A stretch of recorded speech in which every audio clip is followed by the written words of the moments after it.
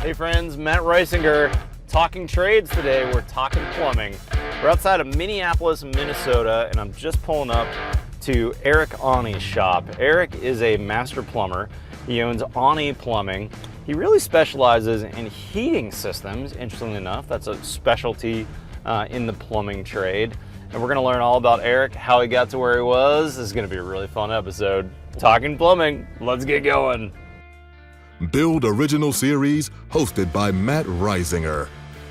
Talking Trades, brought to you by Front Door and Sashco.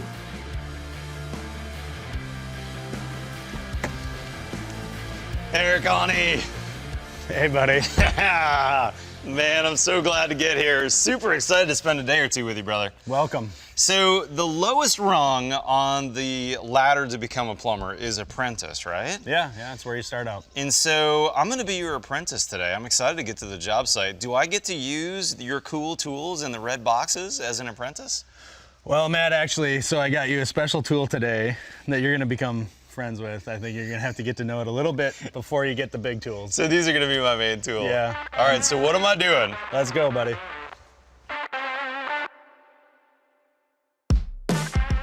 Okay, Eric, I'm an apprentice. It's day one. I'm learning to be a plumber. What's day one look like for me? Well, actually, so kind of day in the life is starting here in my shop. Okay. And I have a special job for you. So to start the day, you need to clean out my van. That's a lot of crap in there. Yep. Okay. Hey, I'm Eric Aune. Welcome to my shop here in Minnesota. I'm a master plumber. It's really not that hard. Okay, I'm an idiot. Whatever we're paying them, it's too much.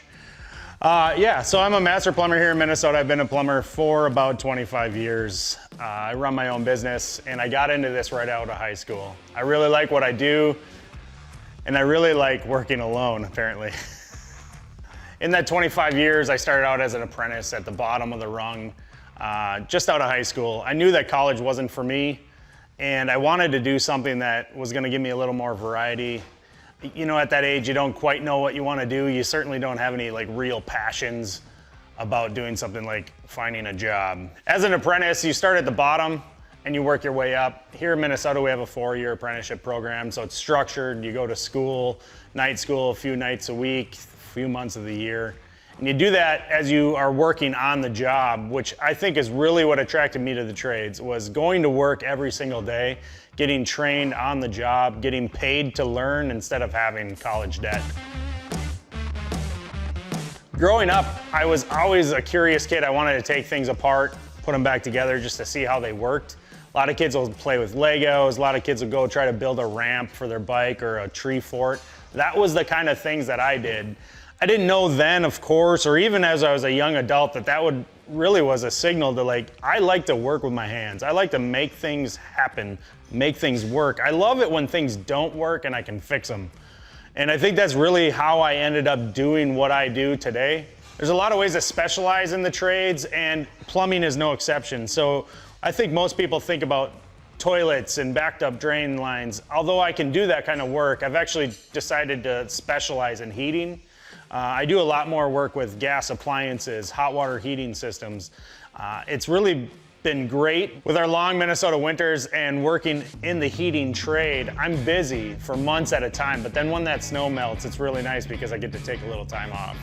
When I started out, I started as a one-man shop, and actually nearly 24 years later, I still work alone. And that's what's really unique about my trade is some companies will choose to grow and get really big, have tons of people working for them. And I've been able to work alone for so many years, and it's just been awesome. I think the trades, especially us sub-trades where you've got licenses, you've got certifications, you've got a lot of qualifications to do what you do, allows you to kind of clear your own path. There are a lot of options in what I do in trades like plumbing and heating that allow for, starting this as a new career, whether you're midlife or you're leaving the military, you've served and you're just deciding what's next. And I think plumbing and heating is great for that because we can get you in there, you've got some real life usable experience we can put to work on the job. Starting sure at the bottom, but probably quickly working your way up. It's so great to have a job like this and to have this as my career because I can support my family. I have a skill that people can't take away from me, and it's marketable everywhere I go. Like, I literally have demand for the work I do pretty much anywhere in the country.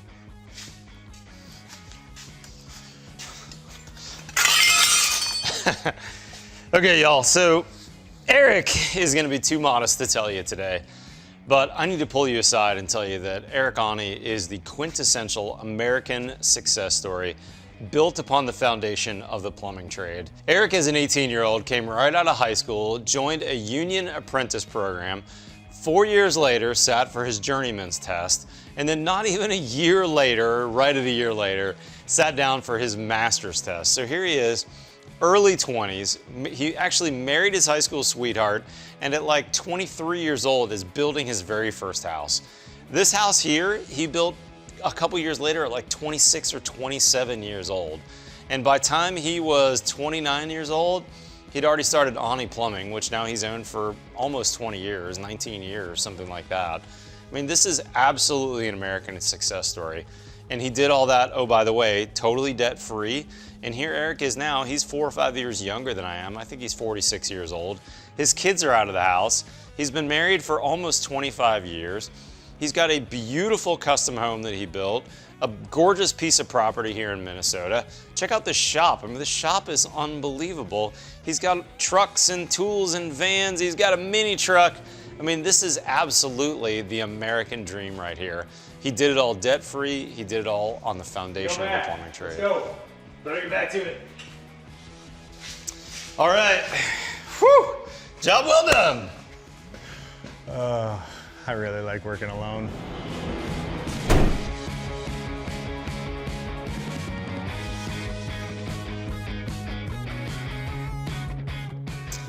All right, Eric, what are we doing today? We're gonna work on a boiler heating system. All right, we all loaded up? I think we got what we need. All right, brother, let's roll.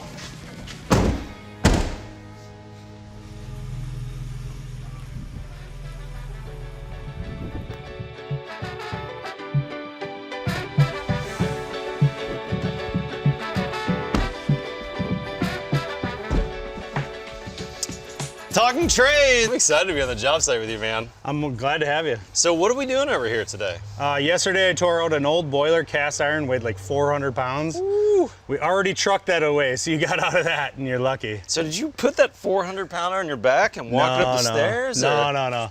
No, I invest in the tools that let me do this job so I can keep doing it for years and years. That's how much I love it. For sure. But no, I have a motorized stair climbing dolly that lifts up to 700 pounds. It's crazy. Holy cow. I saw your Instagram feed today of that thing lifting into the trailer, or pardon me, into the bed of someone's truck. Yep. To get rid of it. That's crazy. Yeah, it goes straight to the scrapyard. We only touch it enough to strap it onto the cart. That's pretty awesome. So today, what are we actually working on? So we're gonna get working on the new boiler. So it's high efficiency, bring them into the modern age. Yep. You know, we got a 60-year-old house here. So we got to do a whole bunch of piping, or maybe do some gas pipes, some copper, things like that. 60-year-old house. I suspect there's no recipe for what you're gonna find in there, is there? No, and I think that's what I like about my job so much, is I get called in when there's a problem, and I'm tasked with fixing it. So the diagnosing and just seeing what's there, what's worth, or what you have to work with. Yeah. Like, that's a huge challenge, I think. But I think that's what I like about it, because it's different every day. Yeah, that's interesting. I wonder if you have some amount of your job satisfaction that's that, hey, I saved people from a big problem, and you know, they weren't sure how much it was going to be or how painful this was going to be, and you came in, you got to be the hero. Yeah, I suppose there's that. I don't like to think of it that way. I just think, you know, this is my community, and I'm helping somebody when they need it. Yeah. But yeah, you're right. You know, sometimes you got to pat yourself on the back a little bit, you know. Like, you feel energized, and that's, you know, satisfaction. Yeah. So that's what keeps you coming back every day. It's not always fun. It's not always awesome. Yep. You know, like, you see the Instagram videos and everything's so great, and wow, look at that. You know, it's like, well, you know, it only took us 6 months to get here, and a lot more money than we thought, and Right. You know, my finger's still healing. You know what I mean? Like, it's so yeah. So I think we got to get working. Okay. Got some materials here. Gotta say, man, this is one impressive van. Nice and organized. Did you build all these plywood shelves yourself? Yeah, built them myself, just so I could get the boxes where I wanted them. Yeah. I like these pack-out boxes. They're durable and they hold a lot of material. What % of your workday would you say is organization and thought for tomorrow's work? I spend a good hour or two planning throughout the day, but maybe while I'm working already.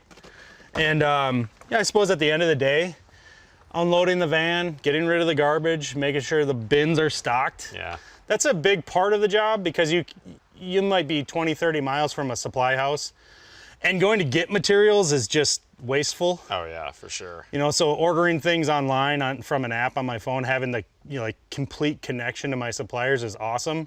But I have to keep a fair amount on the van. Yeah, you've got obviously a fair amount of fittings here, but what happens if you're like, oh shoot, I didn't know this was gonna be 1/2 inch, whatever, and I thought this was 3/4. What do you do in that situation?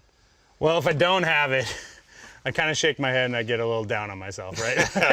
No, but honestly, I think you guys call it hot shot. Yeah, that's what builders call it. You can get a hot shot for plumbing parts too? Yeah, so like I call it my plumbing Uber. You know what I mean? That? And Yeah. I'm having stuff delivered within 1 hour. How about typically. that? An hour?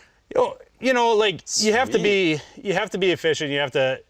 You're being paid to be on the job and fix a problem, not drive back and forth to go get materials. It could take a 2-hour round trip for you to go to the supply house. Yeah, in the meantime, I might have other materials I can be working with until that one critical piece that I didn't have shows up. Cool.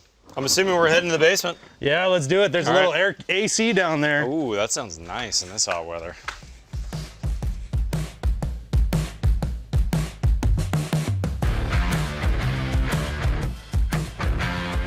Next up, I want to say a big thanks to our sponsors and show you what they've been doing to encourage young people to join us in the trades. I want to say a huge thanks to my friends at Sashco for sponsoring this Talking Trades series.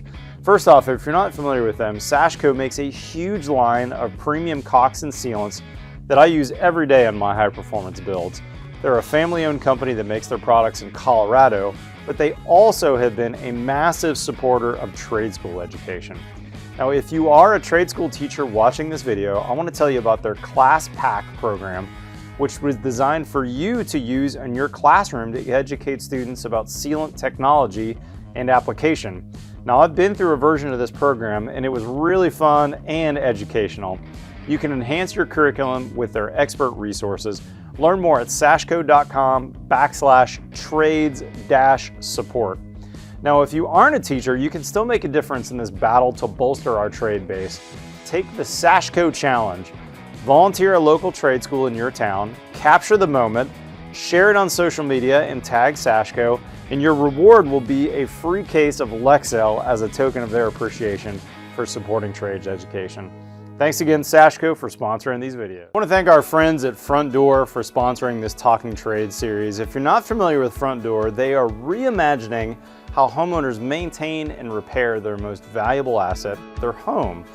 As the parent company of 2 leading brands, Front Door brings over 50 years of experience in providing their members with comprehensive options to protect their homes from costly and unexpected breakdowns through their extensive network of pre-qualified professional contractors. American Home Shield has approximately 2 million members and gives homeowners budget protection and convenience, covering up to 23 essential home systems and appliances. Now, Front Door is a cutting-edge, one-stop app for home repair and maintenance. Enabled by their Stream technology, the app empowers homeowners by connecting them in real time through video chat with pre-qualified experts to diagnose and solve their problems. The Front Door app also offers homeowners a range of other benefits, including DIY tips, discounts, and much more.